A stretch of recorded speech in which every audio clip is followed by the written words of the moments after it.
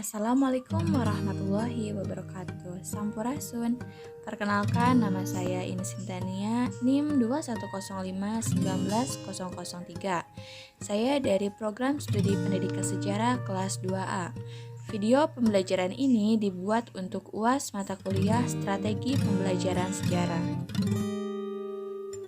Sebenarnya, situs-situs yang ada di Ciamis, terkhusus situs sejarah, sangat banyak. Akan tetapi, di video pembelajaran kali ini, saya hanya akan memaparkan materi mengenai keterkaitan antara situs Astana Gede Kawali dengan situs Karangkamulyan.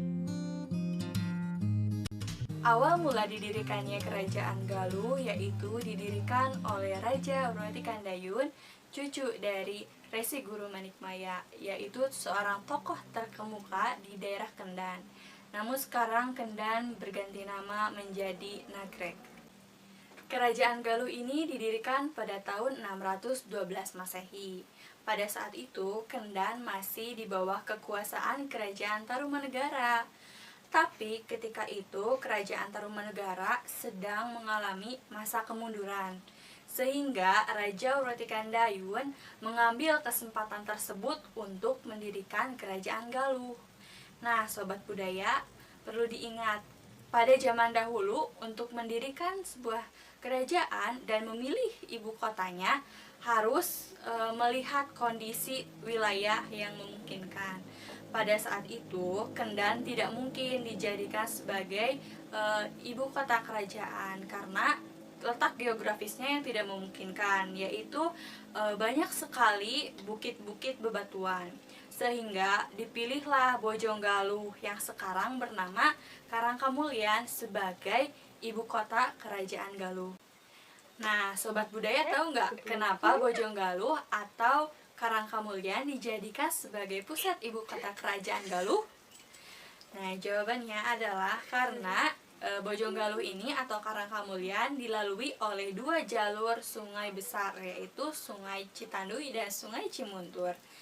Nah, perlu diketahui, sungai itu selain menjadi sumber mata air, sungai juga pada saat itu dijadikan sebagai jalur transportasi, yaitu jalur transportasi perahu dan rakit. Nah, ini adalah sungai yang terdapat di Bojonggaluh atau Karangkamulyan, yaitu dua aliran sungai besar Citanduy dan Cimuntur. Dan juga salah satu alasan mengapa didirikannya ibu kota Kerajaan Galuh di Bojonggaluh atau Karangkamulyan. Di dalam naskah Carita Parahyangan dijelaskan bahwa ketika Raja Wrotikandayun meninggal, terjadi kemelut besar di lingkungan Kerajaan Galuh, yaitu perebutan tahta Kerajaan Galuh oleh putra-putra Wrotikandayun. Hingga terjadi perang saudara antara Sanjaya dan Purbasora. Sanjaya tidak terima bahwa Purbasora pernah mengkudeta ayah Sanjaya. Sehingga Sanjaya meminta bantuan kepada Raja Sunda, yaitu Maharaja Tarusbawa. Setelah menjadi suami dari putri sulung Maharaja Tarusbawa, tahta kerajaan Sunda diberikan kepada Sanjaya. Setelah itu, Sanjaya berniat untuk merebut kembali kerajaan Galuh dari tangan saudaranya, yaitu Purbasora. Ketika itu, kerajaan Galuh berhasil direbut oleh Sanjaya. Akhirnya, Sanjaya memiliki dua kerajaan, yaitu Kerajaan Galuh dan Kerajaan Sunda. Untuk bisa memanage administrasi Kerajaan Galuh dan Kerajaan Sunda, akhirnya Sanjaya menyatukan antara Kerajaan Galuh dan Kerajaan Sunda.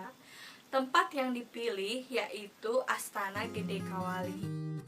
Di dalam situs Astana Gede Kawali ini terdapat prasasti sobat budaya, yaitu Prasasti Kawali 1 sampai Prasasti Kawali 6, yang mana bertuliskan aksara Sunda. Selain itu, ada makam-makam yang terdapat di Astana Gede Kawali ini. Salah satunya yaitu makam Daleman Adipati Singacala. Beliau adalah salah satu tokoh penyebar agama Islam di Kerajaan Galuh. Selain prasasti dan makam yang terdapat di Astana Gede Kawali, di sana juga terdapat banyak flora dan fauna yang tentunya dilindungi oleh pemerintah. Nah, itu keterkaitan antara situs cagar budaya Karangkamulyan dan situs cagar budaya Astana Gede Kawali. Sekarang, Sobat Budaya tahu kan apa hubungannya Karangkamulyan dan Astana Gede Kawali yang ada di Ciamis? Nah, tadi sudah dijelaskan. Mudah-mudahan bisa bermanfaat bagi Sobat Budaya semua. Terima kasih telah menyaksikan video ini. Wabillahi taufiq wal hidayah. Wassalamualaikum warahmatullahi wabarakatuh.